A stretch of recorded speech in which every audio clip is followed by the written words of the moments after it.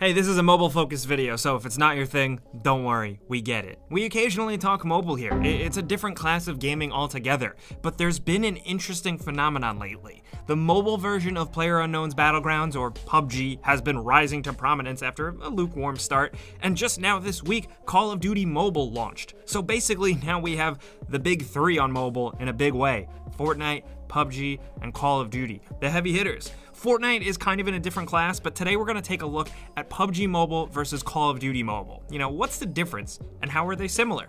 They're basically just cash cows, but you might be saying, who cares? You know, there's a bigger point to be made of all of this that I'll get to. So let's break down the games that are quietly taking the world by storm.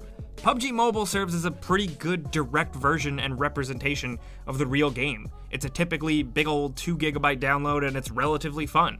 If you're playing with touch controls, you can get used to it fairly easy and moving around pretty competently with minimal practice. All the fun inventory management that comes with Pubg is optimized here. You can pull off a lot of it with minimal resistance, a lot of stuff is automatic, and it makes sense. Call of Duty Mobile is in a similar boat, but it also just sort of came out, you know, like with minimal fanfare, at least to mainstream gaming audiences. I think it's Activision realizing that, you know, pitching mobile games to people like us suck, and a lot of people just don't want to hear about it, and rightfully so. But still, people download them. And this download is about 1.5 GB, and it's straight up a Call of Duty game. It isn't really watered down into a crappy mobile port. It plays quick and deadly like Call of Duty, and while, you know, it might look a bit like Black Ops 4 or something, it's actually a bit more of a feel on the modern warfare side of things. It has the operator ability stuff akin to Black Ops 4, where you wait for a meter to fill up and you can use it like an ult, basically giving you a ridiculous weapon for a period of time.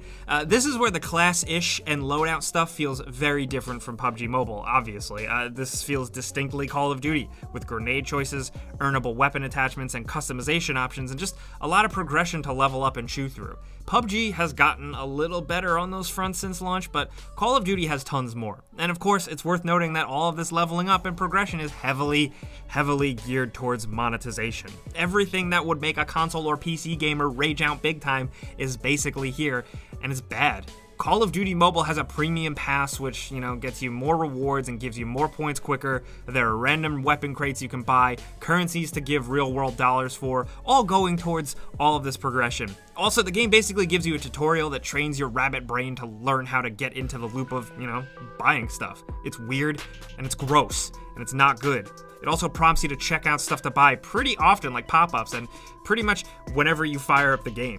Now, Pubg feels a little different, but it's almost just as monetized. It has a full shop full of crates and items to spend real currency on coins to then open these crates and maybe get what you want. It's also filled with promotional stuff that updates often. Some of it keeps things interesting, but a lot of it feels like a mess. At the very least, it's a fully playable Pubg game that totally works. Like I said, it's tons of fun, and you get that same thrill of a regular Pubg game. There's a reason this Battle Royale formula has stuck with people. And it's also a third-person game, so it's got a very different feel from Call of Duty Mobile, which is fast-paced and twitchy, even on a phone. Pubg is just an overall more methodical game, and that's why, you know, me personally, even with its quirks with the PC version and community, I'll always be a fan.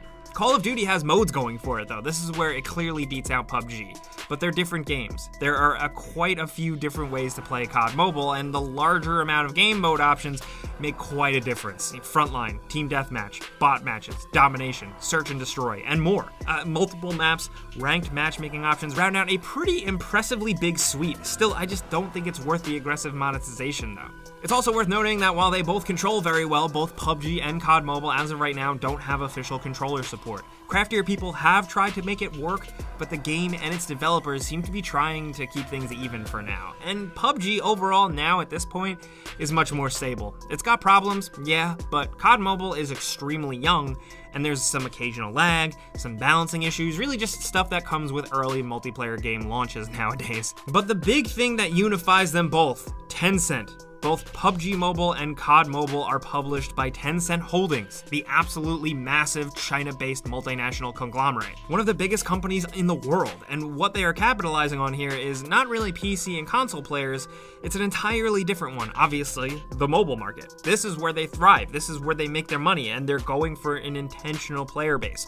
Phones and tablets, frankly, reach into further reaches of planet Earth than a PS4 would, for example. As much as a PS4 or an Xbox has sold, more people People will always have phones, and games have broad appeal, especially when they're easy, right in front of you, on your stupid phone, and they're free. Especially in places where consoles are a bit more rare, or the currency there makes them far too expensive. Some people have greater access to Pubg or Call of Duty experiences with games like this, and this might be all they got, so they're gonna play it, damn it. Especially, maybe it's kids. Kids can't always just run out and buy the next big game, the next big console.